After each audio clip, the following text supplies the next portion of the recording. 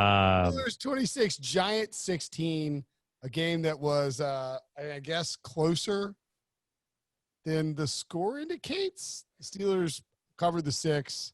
They covered the second half spread. The under hit. These Monday night games, these unders, man.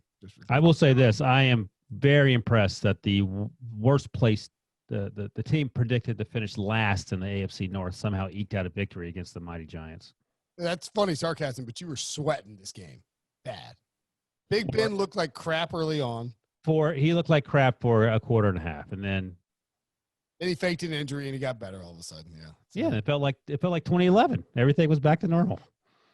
Ben was the top fantasy quarterback, 27 points. Darius Slayton had a great day, 22 points. Mm-hmm. Daniel Jones, 21.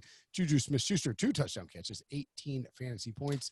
Do you know how many touchdowns Juju had all of last season? 2. 3. Ooh. So apparently the quarterbacks make a difference for him. For sure. So Ben was bad early on, and he got better. He wasn't great. I say that every year. I say that the Steelers are terrible in week 1. I was in Stanford talking to a couple of Giants fans, Rob and Scott, and I said, and they felt like the Steelers would probably win that game, but I said, you just never know. Roethlisberger had one arm last year, and they always play sloppy. In the very first possession for the Steelers, the ball hits Deontay Johnson in the face. Bad game for Deontay Johnson, but they kept coming back to him. Yeah, I'm fine with that. I mean, second years, it's annoying to watch, but why do you start sluggishly and Bill Belichick teams never start slow? That's my question. So you're not concerned at all about the Steelers' offense? No, I think Roethlisberger is exactly who we thought he was. It's just a matter of he was going to throw picks.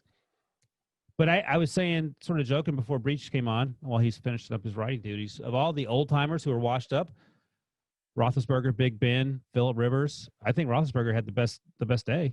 The best defense. And stats-wise, in terms of the way he played. Big Ben finished 21 of 32 for 229 yards and 3 touchdowns. Yes, so best stats. And he didn't play that well. Compared to those old timers, defense is dog dude. They stink. Those guys were running wide open. They still got pressure on him. What is Phillip Rivers' excuse? He played the Jaguars. I'm sorry, your mic went out. I didn't hear what you said. Cue it up, Kevin. Benny Snell, 19 carries, 113 yards. Does James Conner, who's injured, have a job when he comes back from the injury? They said it's a mild ankle injury, but when Benny Snell came in after the first series, Benny Snell looked good. Yeah, he's lost weight. He's a little fat. Last year, he just ran as fast as he could until he got hit. So he seemed a little more patient. My favorite player, guessing my favorite player was on the Steelers? Chase. Yeah, Chase. You call him Chase now? Yeah. Debo knows who I was talking about, but I love that guy. I call him Les. Yeah, that's mean, though, if he does something wrong. Why? Call him Moore. Oh, Les Claypool, the bassist and lead singer of Primus. I thought I didn't get what your joke was there. No, but anyway, I wasn't crazy about the draft pick just because I was like, there are a lot of good wide receivers. Is he worth the second rounder? Apparently the draft analyst doesn't know as much as the Steelers when it comes to taking wide receivers. Yeah, you don't. I mean, and that's okay. The Steelers are really good at drafting wide receivers. You busted. Look, I'll say this. If Big Ben is healthy, then my last place prediction is terrible because the Steelers have. He wasn't healthy last year, and they went 8-8, so it's still terrible. Whatever. The Steelers have a very good defense. They are kind of loaded at the skill position. Like, I don't know if Benny Snell is going to be good or not, and I do have some offensive line concerns, but Juju, Deontay, Claypool, James Washington, who also caught a touchdown, Ebron, who wasn't really much of a factor. That's a good group of receivers. And Claypool had a crazy toe tap on the sidelines, and he allows Juju to move more into the slot because he's a bigger outside receiver, which is where Juju thrives, which is what you want to do, which is probably why they drafted Claypool in the first place. I will say that I thought this game was a lot closer than the score indicated, because obviously it was 26-10 at one point, and it was over. It was over early, but I think it ended on the Giants' first drive of the second half when they went 19 plays 87 yards. They drive all the way down to Pittsburgh's 4-yard line. And then I don't even know what Daniel Jones was trying to do, but Bud Dupree was in his face. All of a sudden, he throws a pick at the goal line. Evan Ingram was open, running towards the back center portion of the end zone. And I think he thought he could just get it up in the air, and if he got it far enough, he would catch it. But you just can't do that. Like it would have been a free touchdown if he had gotten it off. And I think that's sort of the problem with Daniel Jones. He might try too hard, which is not something you would think Daniel Jones would do, but he's – well, Breach is talking about that drive. He had a ton of great throws on that drive. He had great moments all night. But that play, and I'll Breach is going to talk about this, he waited like a second and a half too long, and Bud Dupree just hit his arm, and the ball went up and was caught by a defensive lineman, Cam Hayward, at the goal line. So where Cam Hayward catches it, there's like 5 Steelers directly behind Cam Hayward. There's nowhere that ball – but if you watch the play back to the right of where Hayward was – throw it earlier. I understand that. But why do you wait so long? Ingram was clearing. I think he saw Ingram clearing, was trying to just get it back there. But you can't make that pass. You can't attempt to pass. You got to take it back or run and get out of bounds and get closer to the end zone. Yeah, you absolutely have to do that. The thing is, if the Giants score there, they're up 17-16 in the third quarter with 3 minutes left in the third quarter, and this is a completely different game. So they did move the ball in the Steelers defense as good as Steelers defense is, but the Steelers defense obviously came up with a bunch of big plays because that's what good defenses do. So did you guys feel like this was more of a, maybe the Giants are good, or the Steelers just looked a little rusty because their quarterback hasn't played in a year, he's coming off elbow surgery, and the defense had to carry the day, and they were just kind of keeping the team in the game till Roethlisberger actually could throw a pass? I was impressed with how well the Giants played, and I thought Daniel Jones looked pretty good, except for those moments. And I know that's the thing, and we talked about this. We were texting each other along with he who shall not be named. But you can make a bunch of great throws, but if you throw 2 insanely idiotic picks, one where TJ Watt hides behind the offensive tackle and jumps up like he's starting to, so good. He scares you like he's him off defensive player of the year. He could win it easily. That was, I mean, he made that look easy. And then the arm punt to Cam Hayward. Those are backbreaking mistakes. But he made a ton of good throws, Daniel Jones did. I think the biggest takeaway for me, outside of the stuff we've talked about already, is that Saquon Barkley could do absolutely nothing.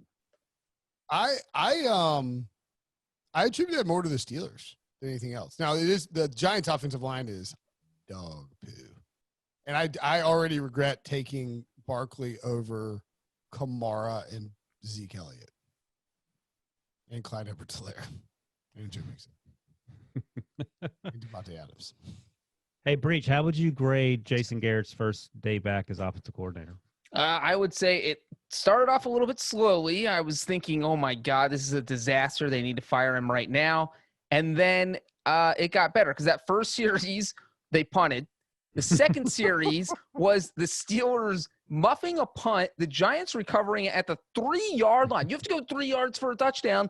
They couldn't even do that. And I'm just like, Joe Judge, you got to fire Jason Garrett right now. He's blown it. You've had 2 easy offensive series. They couldn't do anything. Third offensive series, they go 3 and out. And not only that, they went -3 yards. They went backwards.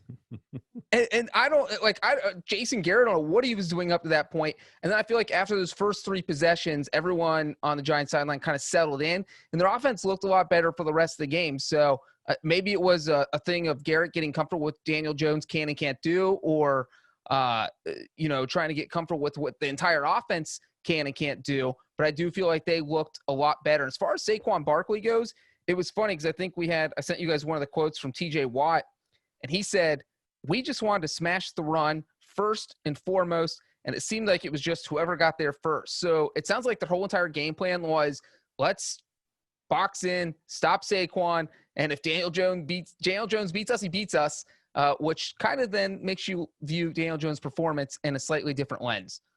Well, that's the thing. So when you play a Jason Garrett run team with a superstar running back, you know what he's going to do? He's going to try to pound the ball at the running back. 15 carries for 6 yards for Saquon Barkley. That is awful. They should have utilized some like get up tempo, spread it out, get quick hitters, do some crossers across the middle, like get the Steelers out of place defensively, and they didn't do that. They sort of tried to lean into who they want to be, and they don't have the personnel for it, primarily because they don't have the offensive line that Garrett had. The offensive line sucks. I mean, Right. Jones did throw the ball 41 times. That's a problem. All right, let's rank them real quick, though. Last year's – okay, go ahead. I thought Joe Judge did a really good job. Oh. The team came out prepared. Joe Judge did a good job.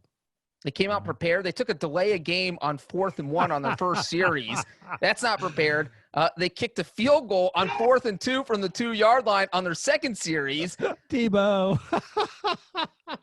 And then there was the that was the wrong word. I meant they came out too late.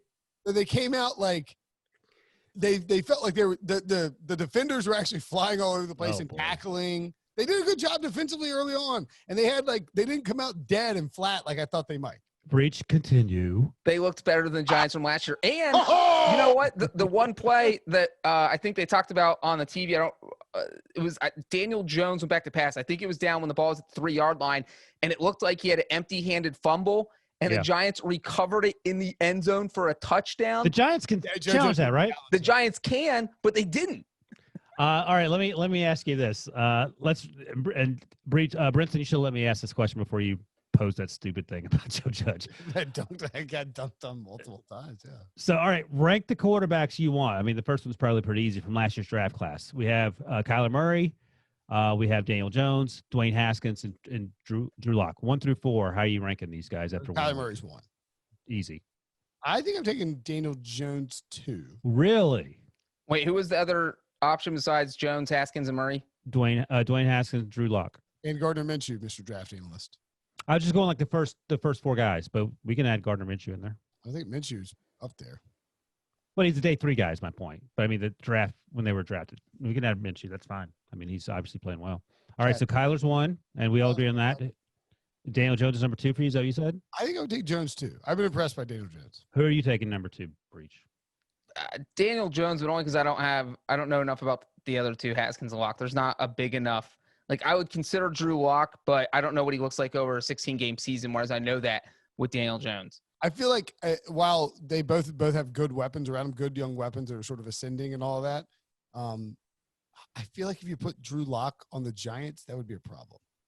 No, that's a good point. I think you've actually sort of talked about it. You put Daniel Jones on the Broncos, I can envision. And here's something that I think the problem with with Daniel Jones for outsiders looking in is that we see Eli Manning, but he is so much more athletic than Eli Manning. He had a couple good runs on Monday night, and I think he's going to do more of that. Yeah, Daniel Jones is number 2. You guys want a Daniel Jones fun fact? That interception that he threw at the goal line, that was the first red zone interception of his career. I don't think Haskins was bad, by the way. The Eagles' defense is actually probably better than we gave him credit for. They played pretty well. Well, we were so worried about those 8 sacks on the other side. So they did. I saw somebody doing the numbers like Darius Slay completely locked down Terry McLaurin. And if you have a lockdown corner who shuts down Terry McLaurin, that's gonna be a problem for you. You have 0 weapons left on that Washington team. It's like just feeding Steven Sims. All right, so you're taking Dwayne Haskins 3. Is that what you're saying? I don't know. They're all really close. Kyler Murray's a clear number 1. Kyler Murray, no, yes, but I'm saying like Haskins, Lock, and right. Jones, I think are all very close. I think Jones to me is the pick. If we included Minshew, would you put him at number 2? I think I'd put him at number 3. Yeah, maybe 3. I like Minshew. By the way, Juju Smith-Schuster, great recovery in that game. He's actually out of bounds and came back in. Yeah, the funny thing is on the replay I was watching, he sort of gave up on the block that allowed his blocker to strip sack the running back. But yeah, that's right. Great play by him. Yeah. And TJ Watts interception was incredibly athletic. You don't expect that from a defensive lineman. Just pop up, catch the ball with your hands. You know what it reminded me of? The time that J.J. Watt intercepted Andy Dalton in the playoffs. That's not funny. Too far. I thought we agreed we wouldn't talk about that. Oh! I thought you were going to play that. He missed it. Okay. Did we cover everything from those 2 games? Those games are tough. It's a long Monday night. It's 2:30 in the morning. Week 1's in the book. Week 1's in the book. Ryan, how bad is Zach Banner injury going to hurt the Steelers?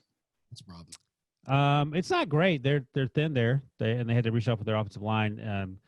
Chucks was in the battle with Zach Banner for that job, so I'm assuming he will step up. But yeah, we'll see. And I just want to say that we went through 3 hours of that Giants-Steelers game, and the ESPN cameras did not show Freddie Kitchens a single time. I was highly disappointed. They did, however, show repeatedly Jason Garrett. He got way more airtime than Joe Judge. It was like he was the head coach. Calling the plays. He wears his glasses like my grandmother.